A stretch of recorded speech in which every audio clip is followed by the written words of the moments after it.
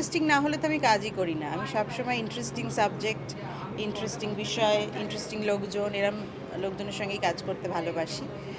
যখন বাংলা জি5 এই কাজটার জন্য অফার করলো আমাকে, ডিরেক্টরও নতুন, আমি প্রথম কাজ করলাম তার সঙ্গে অভ্র।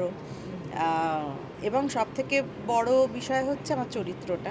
প্রথমত গল্প, কন্টেন্টটা খুব ইন্টারেস্টিং, আমার খুব ভালো লেগেছিল। তার সঙ্গে আমার চরিত্রটা খুবই পাওয়ারফুল একটা চরিত্র। তো সেটা পেয়ে কাজ করলাম। খুবই কম সময়ের মধ্যে আমাদের সবটা করতে হয়েছে। তো কিন্তু করে খুব মজা পেয়েছি। এত সুন্দর লোকেশন, এত থ্রিলিং একটা গল্প।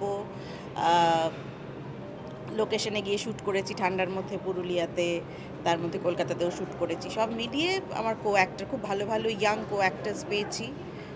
সব মিলিয়ে খুব ভালো এক্সপিরিয়েন্স। এবার তো 25শে ডিসেম্বর আসছে দর্শকদের দেখার জন্য। তারা দেখে তারা জানাবেন কেমন লাগলো।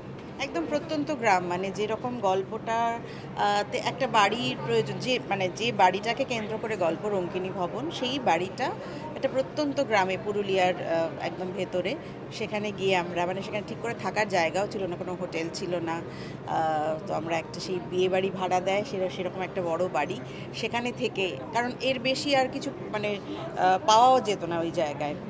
তো সেই রকমভাবে একদম সেই স্কুল জীবন, মানে কলেজ জীবনের, মানে স্টুডেন্টস ফিল্ম করার মতো তখন যেরকম সব কিছু আমরা মেনে নিই, বা থিয়েটার করতে যেভাবে করি আর কি, সবাই মিলে দল বেঁধে, সেইভাবেই এই কাজটাও হয়েছে। গ্রাম বাংলা তো সবসময় ভালো লাগে, কিন্তু ওই গ্রাম বাংলায় গিয়ে ঘুরে আসতে ভালো লাগে। আমরা শহুরে জীবনে অভ্যস্ত, আমরা কি গ্রাম বাংলায় দিন যাপন করতে কাটাতে পারবো? সেটা তো নয়। কিন্তু তবে শুটিং করতে গিয়ে বহু জায়গা, আর পুরুলিয়া আমার এমনিতেই ভীষণ পছন্দের একটা জেলা। তো সেই জন্য পুরুলিয়ায় গিয়ে শুটিং করতে সবসময় ভালো লাগে। এত ক্যানভাসটা, এত মানে একটা ভাস্ট ক্যানভাস, তো প্রচুর বাংলার প্রচুর কাজ হয়েছে পুরুলিয়াতে। তো আমাদের কাজটাও একটা অন্যরকম হবে, দর্শকদের ভালো লাগবে, এটাই আশা করব।